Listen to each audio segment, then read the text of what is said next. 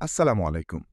আমার হাতে এখন যে ফোনটা দেখতে পাচ্ছেন, এটা একটি সিম্ফনি ফিচার ফোন। ফোনটি একজন কাস্টমার আমার কাছে নিয়ে এসেছেন একটি কমন সমস্যার জন্য। তিনি বলছিলেন, চার্জে দিলে চার্জিং এরর বা চার্জিং রং লেখা আসে। ঠিকমতো চার্জ নেয় না। চলুন দেখি কিভাবে আমরা সমস্যাটা সমাধান করলাম। প্রথমেই ফোনটি খুলে খুব ভালোভাবে থিনার দিয়ে ক্লিনিং করে নিলাম। কারণ অনেক সময় ডাস্ট বা কার্বনের জন্য এমন সমস্যা হয়।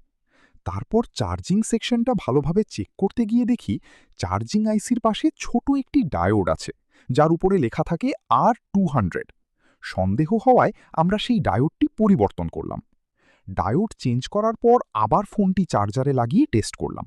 আলহামদুলিল্লাহ, এবার আর কোনো এরর দেখাচ্ছে না। ফোনটি একদম ঠিকভাবে চার্জ নিচ্ছে। ছোট একটা পার্ট, কিন্তু ঠিক জায়গায় কাজ করলেই বড় সমস্যার সমাধান হয়ে যায়। ভিডিওটি ভালো লাগলে অবশ্যই লাইক, কমেন্ট এবং শেয়ার করবেন। ধন্যবাদ।